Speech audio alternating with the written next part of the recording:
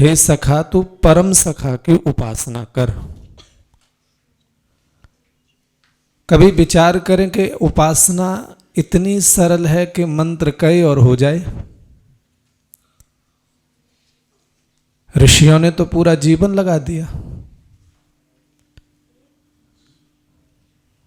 मंत्र कह रहा है यजानो मित्रा वरुणा यजा देवा ऋतम बृहत अग्ने यक्षी स्वम स्वदमम।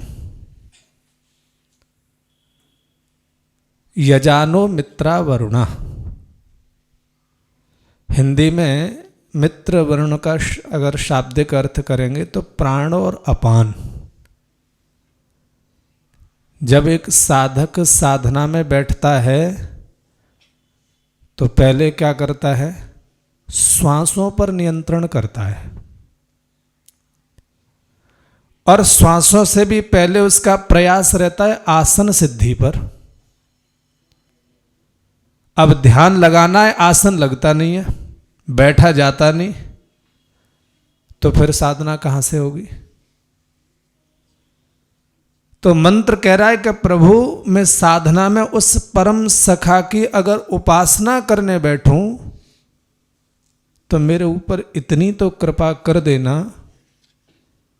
कि मुझे मित्रा वरुणा, मित्र और वरुण से जोड़ देना। मेरे अंदर इतना सामर्थ्य दे देना कि मैं अपनी प्राण और अपान वायु पर नियंत्रण कर सकूं। दूसरा, एक और प्रार्थना की, देवान यज, जब मेरे प्राण और अपान पर मेरा नियंत्रण बन जाए, जब मैं साधना में बैठने लगूं, अपनी सांसों पर नियंत्रण हो जाए, तो मुझे क्या करना, दूसरी याचना क्या की, देवान यज, यज का अर्थ है जोड़ना, मुझे देवों के साथ जोड़ देना। पता तो चले कि मैं साधना में बैठ करके किसका ध्यान लगाऊं। तो पहले का आसन सिद्धि हो जाए, श्वासों पर नियंत्रण बन जाए, अब मेरी गति उस ईश्वर की ओर चलेगी, तो मुझे प्रभु देवों के साथ जोड़ दीजिए। और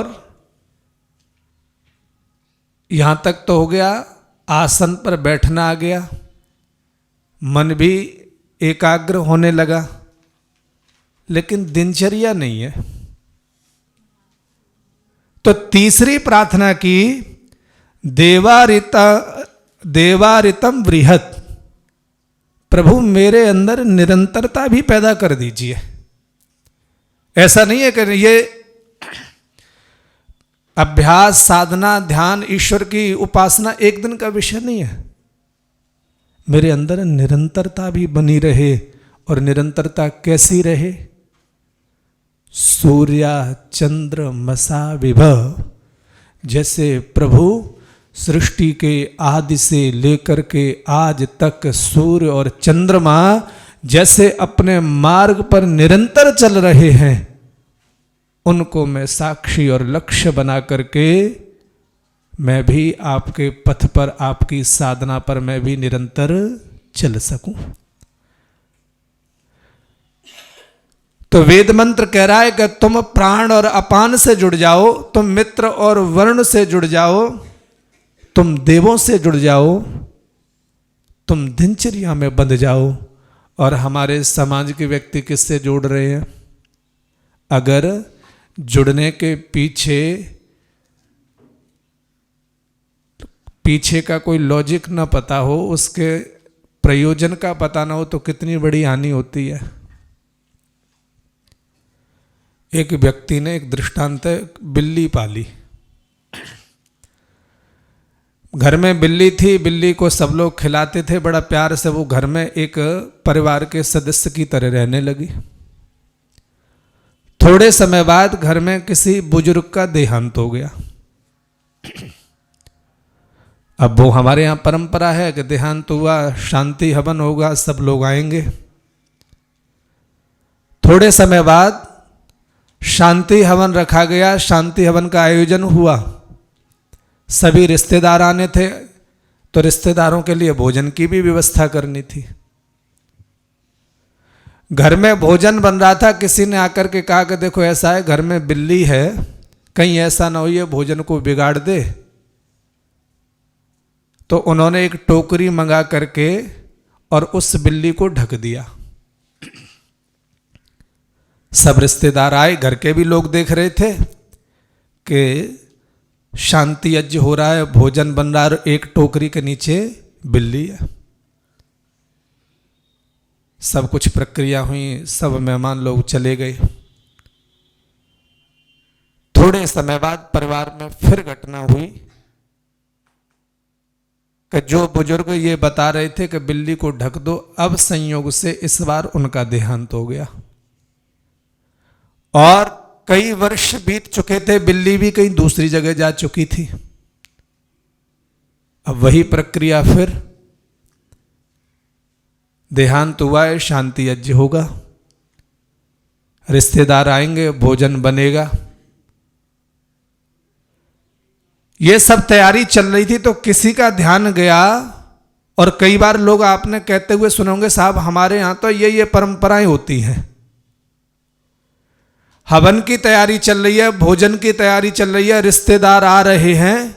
एक व्यक्ति ने कहा कि पिछली बार ऐसा भी हुआ था, जब शांति यज्ञ हुआ तो एक टोकरी के नीचे बिल्ली को रखा गया था।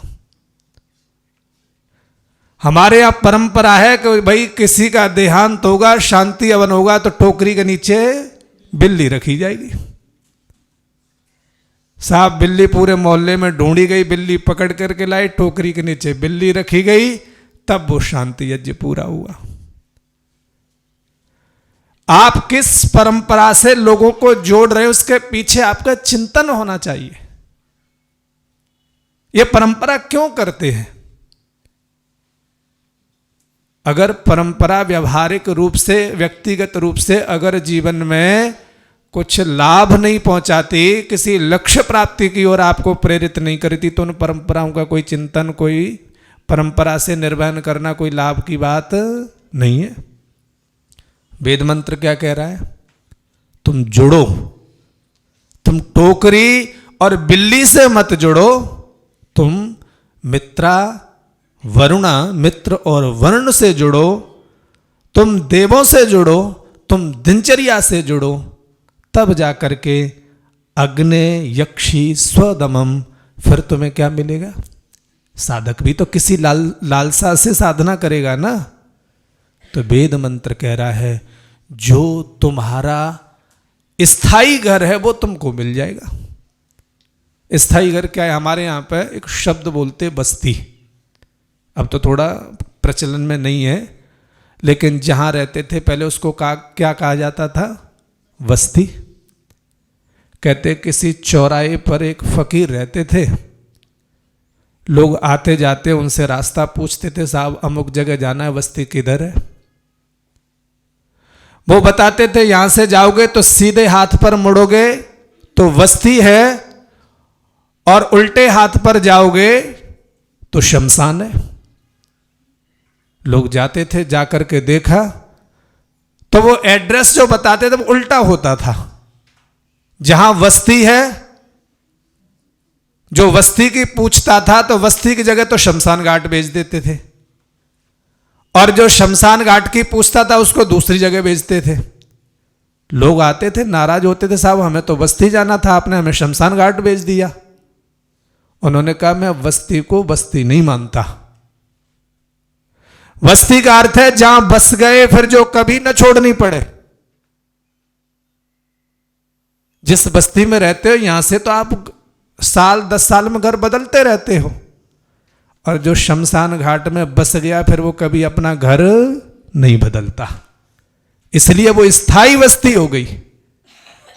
वेद मंत्र कह रहा है कि जब तुम मित्रा वरुणा देव ऋतम बृहत, तुम इनके साथ जुड़ जाओगे तो तुम्हें यक्षी स्वदमम, तुम्हें मुक्ति रूपी स्थायी बस्ती मिल जाएगी, जो बहुत लंबे समय तक वो बस्ती दोबारा से उजड़ेगी नहीं, छोड़नी नहीं पड़ेगी। इसलिए उस प्रभु की उपासना से पहले तुम मित्र वरुण का संग कर लो, तुम देवों का संग कर लो, ऋतम बृहत, उस ऋत रूपी दिनचर्या को अपना लो, निश्चित रूप से वो परमात्मा मिलेगा।